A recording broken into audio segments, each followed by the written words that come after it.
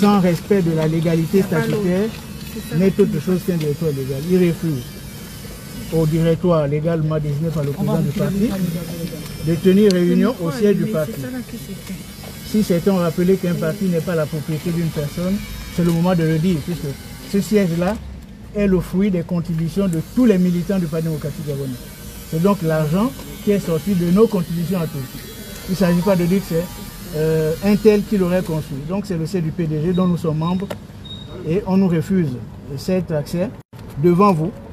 Et nous avons indiqué que nous ne venions pas en opération de guerre puisque nous sommes en famille politique. Nous venions constater que nous n'avons pas accès au siège conformément aux instructions d'Ali Bongo dans cette décision du 14 mai 2025. Faut-il que je rappelle qu'Ali Bongo est encore président du parti puisqu'il n'y a pas eu d'acte légal de destitution, ni judiciaire, ni juridique, ni administratif, ni politique.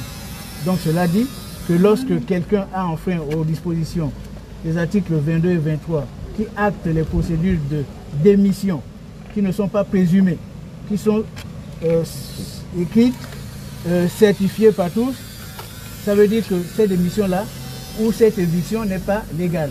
Et donc vous constatez avec moi que ce qu'on en parlait comme fantasme qu'il y a scission au PDG, ce n'est pas le fait de la tendance dite à Ali Akbar Onanga. C'est le fait de ceux qui ont décidé d'appliquer les textes à géométrie variable. Lorsque les camarades du Grand Nord disent que nous démissionnons collectivement, ici on leur reproche de n'avoir pas respecté les textes, parce que la démission est individuelle. Et lorsque nous disons nous que nous tenons réunion ici parce que nous sommes membres du Parti démocratique gabonais, les mêmes oublient que les textes existent pour le fonctionnement des partis, parce que les partis politiques sont des associations dont le fonctionnement est assis, non pas sur les émotions, mais sur les statuts.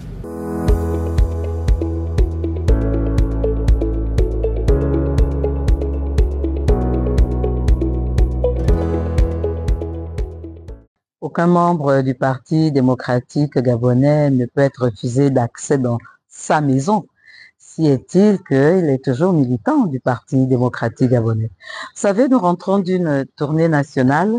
Nous avons dû faire le tour des capitales provinciales de notre pays et la boucle s'est faite dans la province du Haut-Ogooué où nous avons pu échanger avec les camarades pour partager avec eux la nouvelle vision du Parti démocratique gabonais et partant du président du parti, le camarade Blaise Louembé.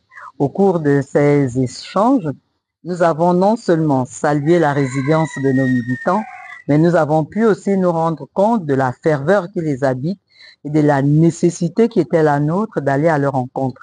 Parce que le Parti démocratique gabonais, c'est la proximité avec ses militants. Le Parti démocratique gabonais, c'est l'écoute, parce que nous l'avons dit lors de la clôture du congrès extraordinaire du 30 janvier 2025, qu'il est important que nous repartions aux fondamentaux. Et les fondamentaux, c'est de donner le pouvoir à la base, et c'est ce que nous avons fait. Et nous sommes rentrés de cette localité aujourd'hui. Le Parti démocratique gabonais a son histoire. Et comme j'aime à le dire, c'est notre histoire. Nous n'allons pas renier l'histoire du Parti démocratique gabonais. Un parti créé le 12 mars 1968 et qui aujourd'hui a 57 ans. Et au cours de son histoire, oui, nous avons eu un président fondateur, le président Omar Bongo Ondimba. Nous avons eu un distingué camarade président qui, en septembre 2024, s'est mis en réserve de la République et des affaires politiques. À partir de ce moment, le Parti démocratique gabonais s'est réorganisé, a mis en place de nouvelles structures à l'issue d'un congrès extraordinaire et qui permet à ce parti de fonctionner jusqu'à présent. Un parti politique qui appartient à ses militants. Nous ne sommes tous que de passage. Avant moi, il y avait des secrétaires généraux, y compris le président fondateur de notre parti. Et après moi, je suis sûre qu'il y en aura toujours d'autres. Parce que ce qui importe, c'est que nous puissions continuer à constituer ce creuset de l'unité nationale où les Gabonaises et les Gabonais, qu'ils soient du sud, du nord, de l'est, de l'ouest, se retrouvent pour discuter des préoccupations du développement de leur pays et non des préoccupations individuelles. Et c'est ce qui importe au Parti démocratique gabonais. Nous sortons d'une transition qui a été difficile pour nous, parce que comme vous le savez, c'est le Parti démocratique gabonais qui était au pouvoir durant toutes ces années. Il est en train de se reconstruire. Une commission ad hoc, conformément aux résolutions des statuts, a été mise en place. La commission ad hoc est en train de faire son travail. Et sur ma table, j'ai retrouvé par exemple les conclusions de la commission, la sous-commission thématique qui parle de la charte des valeurs, de la ligne politique et ainsi de suite. Donc, nous attendons ces conclusions pour nous redéfinir, pour nous réécrire. En fait, puisque nous sommes dans l'ère du temps,